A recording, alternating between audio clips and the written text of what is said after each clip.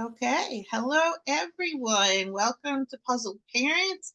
Very excited for our episode today. We have an amazing guest. Here is Miss Lisa. Miss Lisa, why don't you tell us a little bit about yourself? Hi, I'm Lisa Tchaikovsky. I am a professor of psychology in the field of applied behavior analysis since 2014, and I'm an award-winning children's book author. Thank you so much for having me. I'm so excited. Welcome. It's a pleasure to have you.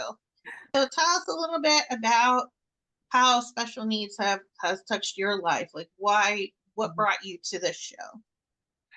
I really love working in special needs. I started working with adults in residential group homes, and I think that's really where everything changed. And that's why I wanted to do your show.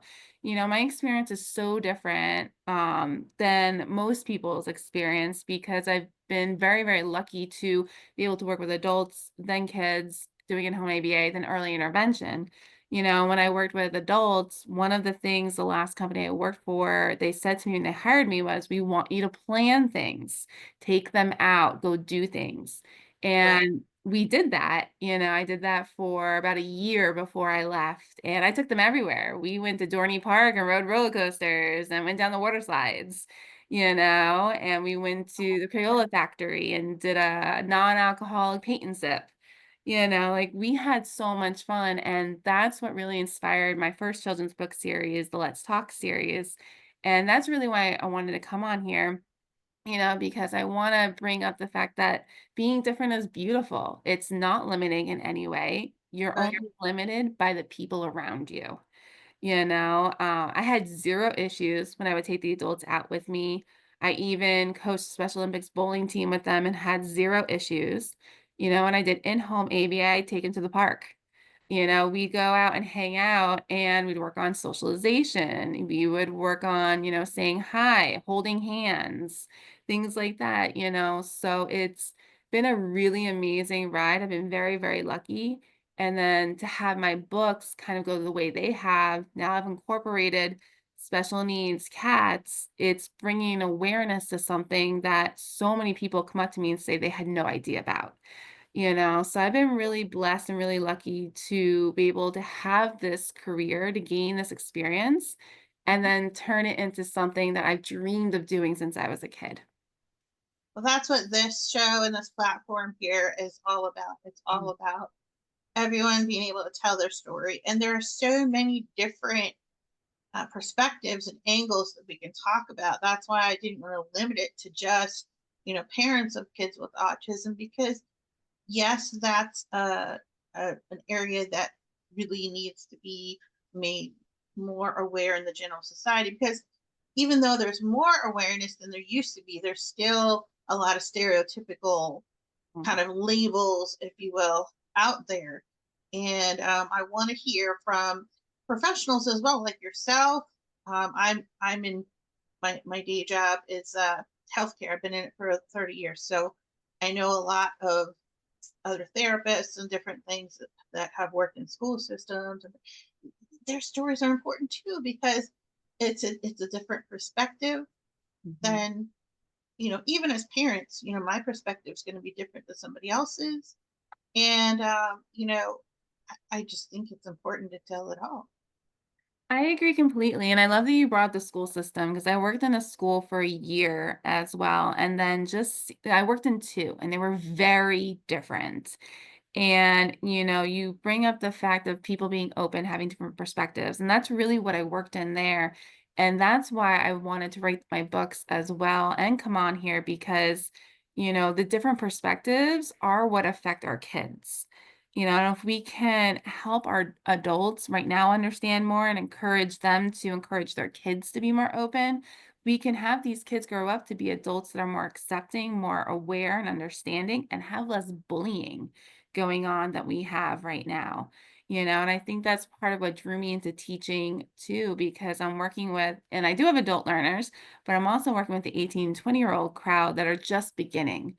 They're just starting their careers. And I was talking about this earlier too, but I've had so many kind of like monkey wrenches come up in my career where I change things, how to figure it out. And I talk about that with my students. And I think it really is something that helps them kind of guide them, because a lot of them come in thinking, I'm going to have this kind of career, but then they change their minds.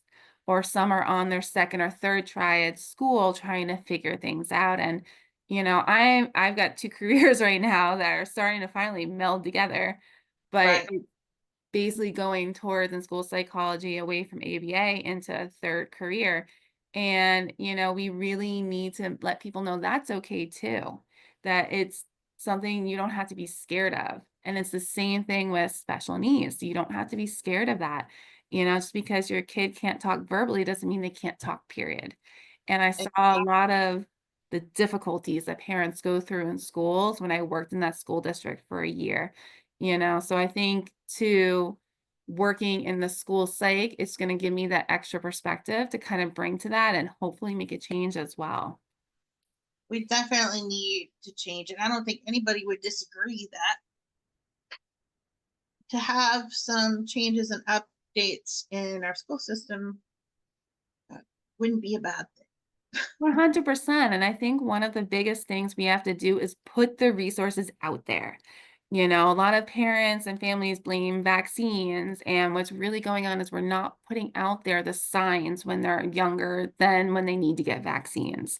If we make it okay to talk about this, talk about the positive stuff with being special needs, and talk about those signs, we can create this positive awareness where we're not looking for something to blame. We're just like, okay, this is what's going on. This is what I can do for it. I have so many families and parents just struggling that I've worked with, friends that I work with now that are struggling because it's so hard to get the resources they need. And that's not the way it should be, and that's Yeah, why I was so excited for this too, because we need to get more of this information out there. I wholeheartedly agree with you. It's so hard, especially, I mean, there's challenges at all levels, and there's that saying, if you've met one person with autism, you've met one person with autism. So each Yes. person has their individual challenges, but there's challenges that I didn't have to deal with, but the parents with whose children that don't speak do.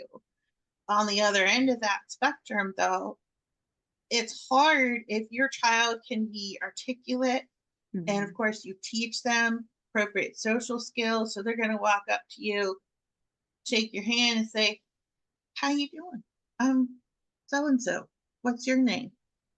But not because they know that not because they figured it out. It's because you taught them that, they memorized it, they know it's socially acceptable, and so that's what they do. And because they're able to do that and kind of take it till you make it kind of thing, it's hard to get them services because they can kind of fool you. Masking, exactly. Exactly. That's the perfect word for that. And that's more the end of the spectrum that I dealt with a lot, was teaching people to see, hey, these are the issues. I remember when she was in elementary school and I was fighting for her IEP because, long story short, they kind of bullied me into signing it away. Oh my gosh. And it's hard to get it back. But when you tried to get it back, they were going, "Oh, she doesn't, need it." I remember when she walked in here at 4 years old and stuck her little hand out and introduced herself to me. That's all well and good, but there again, she did that because she knows that's the expected social needs. They memorize. You have to teach them everything, everything. Exactly. And along those lines, here's kind of it. Well, it's funny now. It wasn't funny at the time. Uh, Teaching my daughter to drive. Um, I was getting over a broken ankle, so I wasn't supposed to be doing a lot of driving, and she had her permit. So I said, okay, we're gonna follow my husband now, because I was a single mom till she was in her 20s. So we're gonna follow him down to the car repair place because we have to bring him back home. Yeah. She said, all right. She gets in the car and we start going, no problem. Well, we get to this T intersection with a 4-lane highway, and there's a stop sign. And my husband was a little further ahead, so he stopped and he went on through and started going on the far lanes, you know? She barrels right through the stop sign. We were in a little Yaris, and You it didn't starts know. screeching sideways. And my very first thought was, yeah, I forgot to explain to her what following somebody means. Yeah, it's those little things. The car screeches to a halt, and I was just like, you know, I forgot to mention that following someone means you drive your car like you normally would and go the same direction as but when they're functioning well and doing pretty well, sometimes we forget that, hey, there's these underlying issues that still need attention and support. And that's kind of where we were at then, because she was functioning so well at that time and she was stable at that time. And it's interesting to me. My very first thought was, well, that's on me. And that's the good thing is that you understood it. You weren't in denial of it, and that's where a lot of the difficulties come in too, because if it's not blatant in your face, people don't want to face it. You know, Yeah, we yeah, we've been almost conditioned to think it has to be blatant in your face. And that's why females go so under diagnosed because they can mask it that's so well, just like your daughter. 100%. She was not officially diagnosed until she was 10 years old. Yeah, exactly. And I think the only reason she became diagnosed was because of all the research I had done. And back then, 'cause she's turning 27 next month.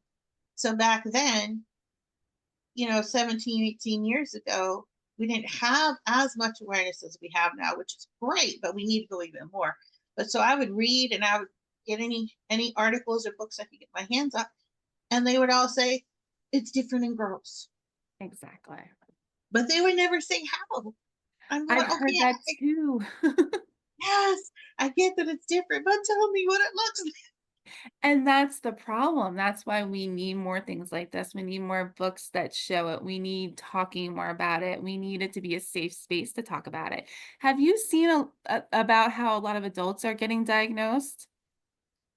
I've heard about that. I have heard about that. I've seen I- it a lot on social media, and I've had adults come up to me at festivals and tell me, and they've actually will say it's made my whole life made sense. Exactly. And just been talking with other parents since I've been doing the show, that that's a very common thread where these kids grow up and think, something's wrong with me. And they feel bad because they think, well, it's my behavior, something's wrong, something's broken. Yeah. And it's not, it just functions differently. You Exactly, and when they're a kid, they think they're being naughty, they think they're being bad, and that's really not what it is. Yeah, The last festival I did, I had a mom come up to me and her daughter, she was so sweet. She's like, "We just got her diagnosed," and it was all sensory issues. She's like, "Once we got her the weighted backpack, the tantrums and the meltdown stopped." And I was like, yes. "That's exactly what we need to talk more about." Oh, Exactly, that's what it was like for this mom, and she was so sweet. The whole family came over, the older sibling, the younger sibling, and the daughter with autism was so sweet. She was so excited about the books, and she had her weighted backpack on, and you just would never know anything was going on, yeah. and I said to the family, I was like, "Thank you for being open and getting her diagnosed." Oh, yeah. She was like it just, like, was life-changing to find out the sensory issues. Now we know we need to do headphones, we need to do the weighted backpack, we know she has Yeah. sensory stuff, and that I think is one of the biggest things that we don't talk about either is the sensory difficulties that individuals Yeah. that are neurodivergent have, and those are those stories that we need to talk about more so that kids don't think they're being bad or being naughty and go into a depression and start having anxiety, and that parents don't push them into that point without meaning to. And that's it right there. That is the bomb. Pushing them into it Exactly. without meaning to. Uh, for example, when my daughter was little, real little, 2, 3, 4 years old, she had real thick hair like I do. So I'm getting ready to go to work because I was a single mom. and I was trying to I would braid the sides of her hair so she goes back out of her face. And while I'm trying to do it, her head kept turning. And I Uh-huh. thought, oh, she's just, she's not sitting still or whatever, because I didn't know any better at the time, And I said, stop turning your head, stop turning your head. So fast forward a couple years, she got diagnosed with her petite mal seizures. And I said to the neurologist, I said, it's on the right side of her head, isn't it? He said, well, yeah, Oh, how'd you know that? I said, because, and I told him about the hair. I said, her head would always drift to the left. oh my And god. as a therapist, I kind of knew how the brain works, like because of stroke patients and Yeah. stuff I dealt with. But I never really, and then of course I felt really bad because I was frustrated with her. Like, stop, look straight ahead, stop turning your head, and it wasn't her fault. Right. But now that you understand it Mhm. and you know what it is, and it's called by its name, then you can, modify it, address it. Exactly. Compensatory strategies. It's all about those compensatory strategies. Um, Exactly. yeah. And I think, like you say, just being aware of those things make a huge, huge difference. Exactly. And we shouldn't, as a society, make parents feel bad. They feel guilty. They feel bad.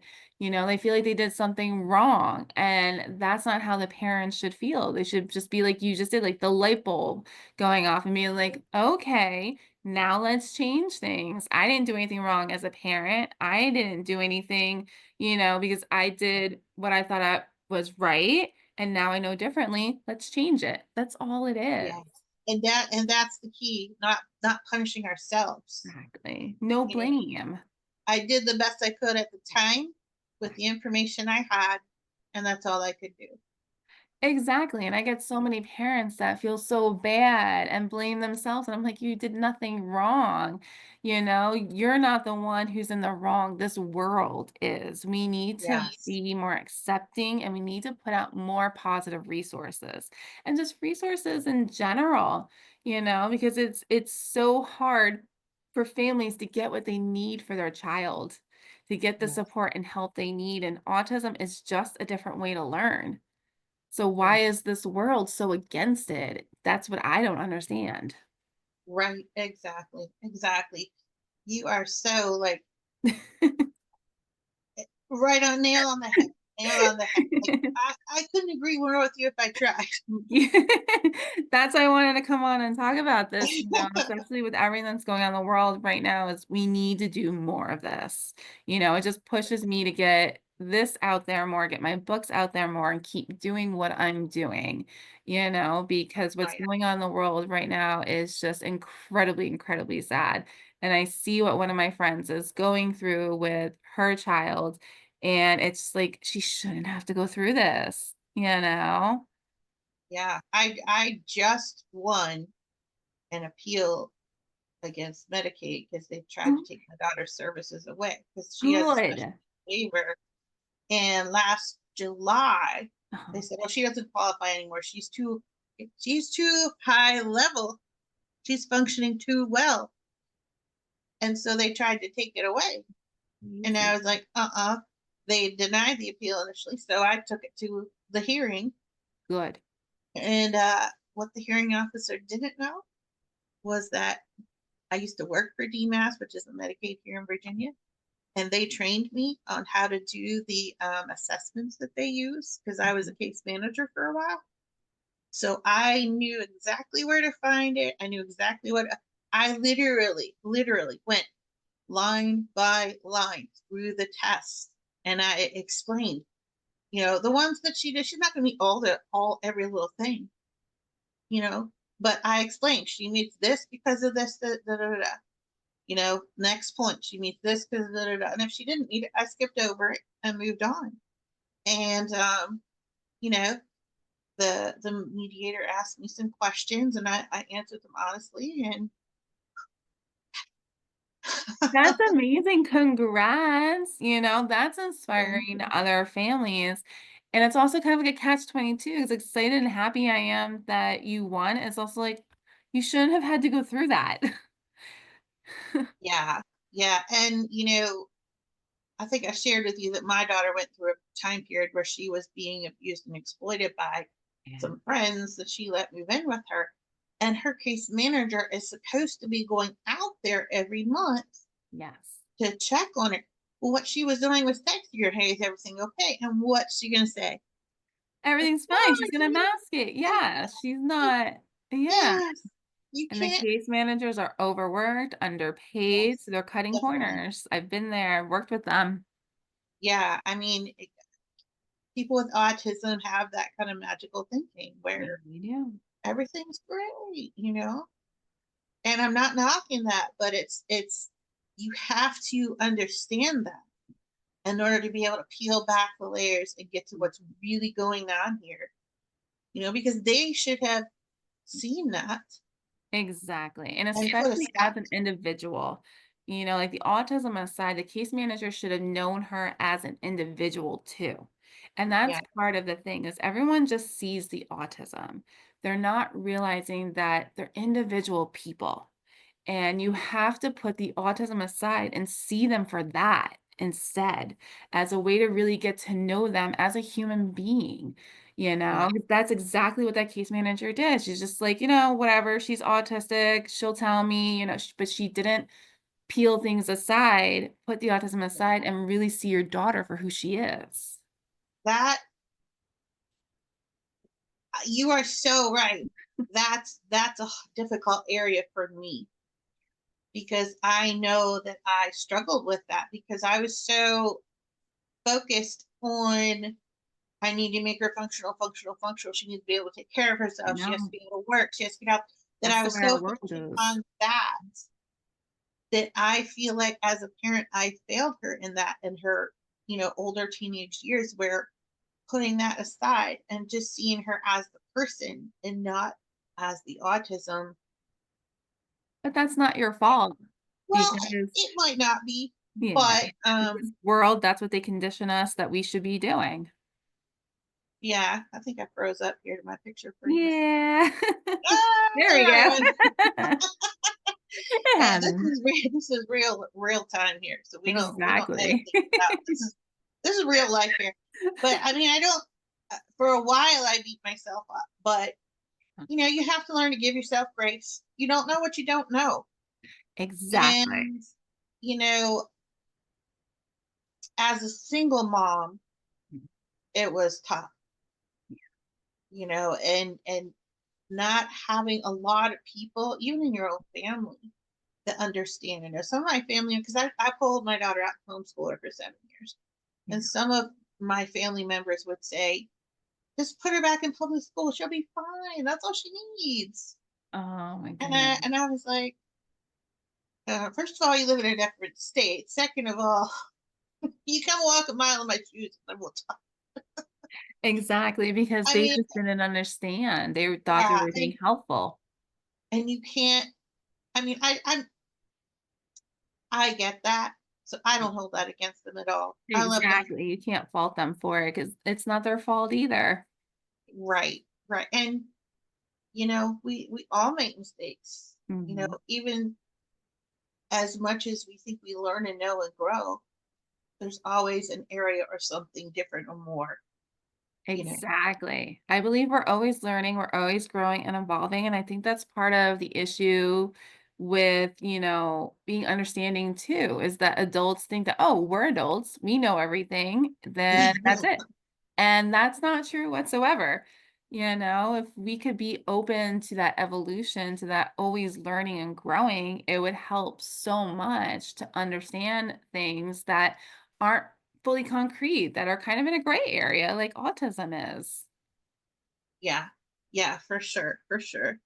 And you know, as parents, we want to be perfect for our kids. We want to do the absolute 100% best we can, but Exactly. we need to give ourselves grace and just say, you know what? 100%, absolutely, because it 150% is not your fault. It's the world's fault. Because like you said, you don't know what you don't know, and it isn't fair. I've had many parents say to me, "What did I miss?" How Right. did this happen? And I'm like, but it's not your fault. Give yourself a break. You're doing everything you can that you are able to, you Right. know? Right.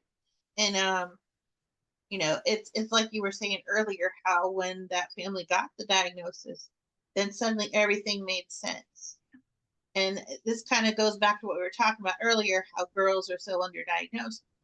Walking on their tiptoes a lot as a small child, Mhm. I didn't know that was an indication. And of course, as a little girl who goes around walking on her tippy toes, what do people say? Oh, she wants to be a ballerina. Exactly. They think it's cute, and it's super, super common to have kids walk on their tippy toes now. So, Yeah, even though it's an indicator, it scares families because they're like, oh my God, that could mean autism. And it's like, even if they're not talking, they could just be delayed and they're like freaking out because they're not talking. They're walking on tippy toes. I'm like, you just do what you need to do, give them heavier shoes, see if that helps. And if it doesn't, then let's talk about it. But people yeah. get so freaked out by those little things. And in a way, that's a good thing Yeah. because it's a product of more awareness. So there's more Yes, awareness, good point. which creates new problems. Mhm. But back when my daughter was little, 25 plus years ago, all we had was Rain Man. Exactly, like, we've come so far, and that's why we're getting more diagnosis too, because and we're getting adults that are getting diagnosed because of how far we've come. We still have a long ways to go, but every year we're getting more of an understanding, more research, and we're finding more things that help. I don't wanna say answers because I feel like, I don't know if we're ever gonna have full answers with autism, and that's okay, as long as we keep learning more, we're gonna be diagnosing more for that reason. Right. I think I don't know if I shared with you, but I think I read recently that back in 2000 it was like one in every, I don't know, 250 kids or something like that. And now in 2022 they did a study and it was something like one in every 34 or something like that. Correct. Yeah. And man, I'll tell you, a lot of that I think is because of the awareness and Mhm. the new, testing tools, because everybody's so individual. You're part of a spectrum, but you're individual. It's so 100%. hard because, and as parents, it's hard for us, especially when they move into those teenage years, because how much of that is behavior versus diagnosis? 100%, absolutely, and I think that's where we get that kind of that gray area too. You've got hormones streaming through. I just had a friend tell me their daughter, just got their hormonal monthly little friend, and that was a whole big issue. And when you have children and individuals, adults too with autism, they don't like change. They like No, routine. And when you throw in these little changes, or even when she started middle school, that was very difficult. You throw in these little changes that aren't expected, it can be very, very hard and it can lead to a lot more difficulties. And as adults, we don't like that. yeah, We don't want to face that. We don't want to deal with that. So I think it really becomes something where they just look for something to blame and they look for the easy way out instead of looking at the research and what helps and what really works. exactly, exactly. Again, I couldn't agree with you more. One area Exactly. yeah, one area that I'm focusing on and hoping to bring a lot more light to and resources to is post education when Yes. they graduate from high school, particularly because, well, there's sort of two levels where things just kind of drop off. When the kid turns 12, services go down. And I'm going, well, the child doesn't stop having autism just because they're 12 years old. Mhm. So after that, you kind of get this drop, and then it kind of, they go through school, get up through high school, and then they graduate high school, and there's nothing. I mean, there are a few things, but you know what I mean? There's this huge abyss where you go from having services and a structure to, hey, welcome to the world, good luck. There's also the question of guardianship. I found working with in-home ABA because I learned so much with adults, they don't know that they either have to get power of attorney or get guardianship because once they're 21, they age out and they're just like they can say no to whatever they feel like. But then you don't know how long guardianship actually takes. The parents have no idea that it can take up to 10 years and cost tons of money, whereas a power of attorney takes a couple of months and it's a lot cheaper. But depending on where the individual is in the spectrum, guardianship may be the way you have to go. You don't have a choice. And so many families don't know about it. So I love that you bring that up because that is something we need to put more out there as well. It's a very, very personal and difficult decision. I had a wonderful Mhm. autism advocate, and there were a group of us, and I still really struggled with, do I do guardianship? Do I do, power of attorney? Like, it's so hard. You have to weigh everything. Yes, you want to continue to help your child, but there comes a point where you can't force them to listen to you. Right. And not It's a only catch that, if 22, they go, basically. yeah, if they go out and do something, I'll use the word stupid, because Like any young child, adults, yeah. yes, young adults, we all do Yes, stupid things. exactly. Like, oh, I think I'm gonna go out and buy this, fancy sports car because I have credit now and I can go. Well, who does that fall back on if I'm the guardian? Exactly. That puts my Mhm. home at risk and my life at risk. And am I willing to pay the price for their mistakes? Or do I let them have ownership of it, but come alongside them and help them through? And And it's so great you bring up this example too, because that's still very similar to neurotypical families.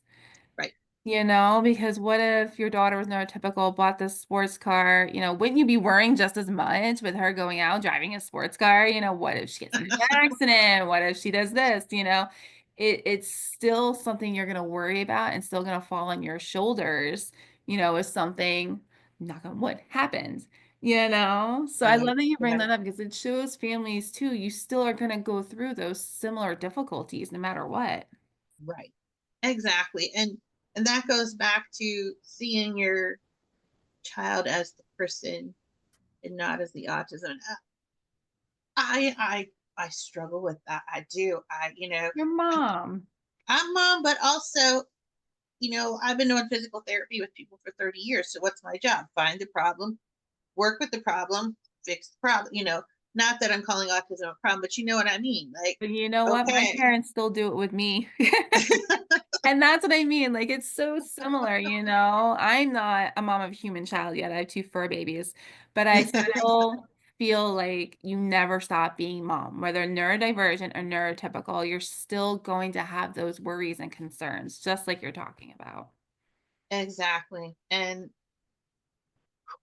you know, I'm not done making mistakes, you know? Nobody is. I feel like we're always growing, evolving, and mistakes is how we learn. We could be, 90 something years old and still making mistakes, because that's part of being a human being. That's part of being our species. It's just always going to happen. Exactly. Exactly. Again, nail on the head. You just I I just love talking to you so much because you really do have this too. great perspective and great Thank you. personality to go with it. It's so, it makes me so happy to see someone like you who doesn't have a child with autism or anything like that, but still understanding it so well and being willing to put yourself out there and step out there and fight for, these people that need advocates like yourself. That is So thank you for the doing that. highest That is compliment. really appreciated. And I'm sure that it's not just me. I know a lot of people. My goal for my show and this platform is I want to be the resource that I needed when I was just having my daughter first diagnosed all those years ago, and somewhere they can go to get good information. I agree. Your information is just so spot on, and I just thank you so much for being here. Of And course. That is the highest compliment you could pay me. Thank you. I really, really appreciate that. That makes my day. That means everything to me. well, we really appreciate you for real. Um, Tell us a little bit about your books and where we can get them.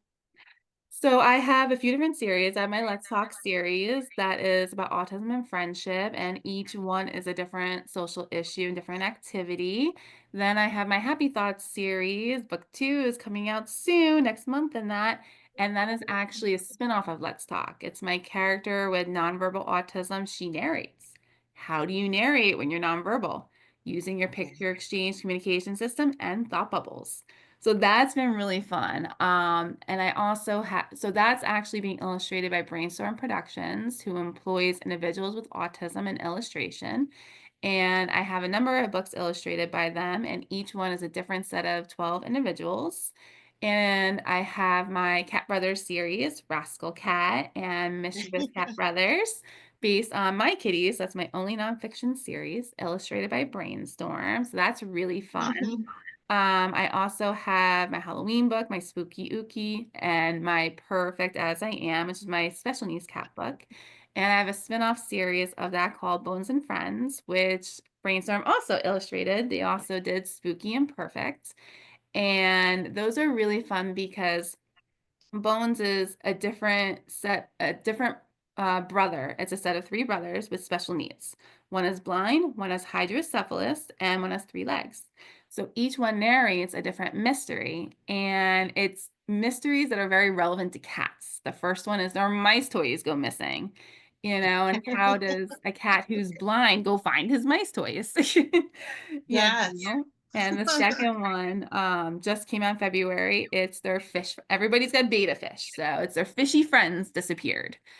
So how does a cat with three legs go help find their fishy friends? So it's to show that even though they're special needs, they can do everything any other cat can and that they're beautiful too. So that was something that really, really meant a lot to me. And it just means so much that Brainstorm is illustrating them because one, they're incredibly talented, but two, it's special needs and special needs. Special needs Right. individuals illustrating, showing they can do it, but also special needs kitties. So that is so incredibly near and dear to me. I also have an anthology called Wellness Through Words that I contributed one chapter to. And that is a medical anthology, and it's personal stories and resources from 25 different authors about different things in the medical field. So mine is about resources and stories from my career about for first responders and emergencies. What So was that called again? I'm sorry? What was the name of that one again? That one's called Wellness Through Words. And my chapter is chapter 10. And it's really so first responders can understand how to interact with individuals like firefighters, policemen. I've had bad experiences, unfortunately, with police officers when I worked with adults. Yes. So that's part of what really inspired that. And the book is just so incredible. I've read the whole thing and I've got a couple author friends in it. It's so inspiring to hear these stories. It's so Yeah. powerful and impactful. And my chapter two, I'm presenting a poster on it at the American Psych Association in Denver in August. I'm super excited. And I'm giving a training based on it in November virtually through the NJPA if anyone is interested. So I'm really That's amazing. excited. Yeah, I'm excited. I'm very, very excited. The book, I was asked to be part of it, is so incredible. And all the proceeds, so any books that are sold, all the proceeds go to another nonprofit called Enchanted Makeovers. They redo women's and children's homeless shelters. So that was another really amazing perk. I love the woman that runs that. And also my author friend came up with the idea for this, Pat Rulo. So, that's very special and near and dear to my heart. So that's one of two anthologies I've contributed to. The other one is Visions, another nonprofit anthology, has one of my short stories in it. And I'm also doing a couple more anthologies this year. I have a collab with another author friend. More details on that coming soon. And then I have another anthology about finding my confidence and power as a leader coming out later this year, more details to come.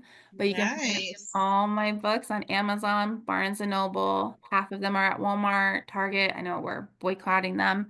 You can still find every single one on Barnes& and Noble, and you can always contact me through my email or social media, and I do free shipping, and I always sign it, so you can always get a signed copy. Oh, and what is the ideal age range for your books? It really varies, to be honest. It's so hard. I always get that question. It's so hard. So I read 2 of my books to preschoolers a couple weeks ago, and it was a whole book reading for the entire school district. I did 2 elementary schools earlier in the week, and the preschool was my favorite. That was my favorite. I read Happy Thoughts Going to the Zoo to them, my second book, and they sat through the entire thing. They were engaged. They were super cute, telling me what animals they loved. I said, "Is it okay to bully?" They said, "No." And these are 3-year-olds. So, it That's really amazing. depends. And I've had a lot of adults come up to me and say, like, this helped me understand my kid better, my friend's kid, my neighbor, my niece, my nephew. Even my grandmother was like, I don't understand autism because of you. Yeah. The So it tools like varies. that are really, really helpful. I know that I will tell people watch the Temple Grandin movie Yes, because that really 100%. gives you insight as to how people with autism. Now everybody's different, but it'll change your perspective. I agree. And speaking of anthologies, I'm very, very, very excited because my first anthology is coming out tomorrow. We're No filming on way! the 5th. That's Yeah. awesome. So we're filming on Congrats. the 5th of May tomorrow. The ebook is out on Amazon. It's called The Yay. Heart of a Mother with She Rises Studios. I'm very, very excited. This is my first Yay. ever book. So uh, Congrats! You're a brand thank new you. author. That is the Thank best you. feeling Thank in the you. world. I'm gonna see posts about it on Facebook and Instagram. I'm excited. I follow all of that. That's amazing. Nice. I'm very excited. I can't thank you enough for being here today. I'd love to invite you back to have more chats and maybe participate in one of my panel discussions that I'm putting together. Yeah, I would love to. Absolutely. Oh my gosh, thank you so much for having me. I'm even more excited now. Your energy is just so catchy. I just love it. Thank Well, you thank so you much. again. Hope you all enjoyed this episode and tune in later.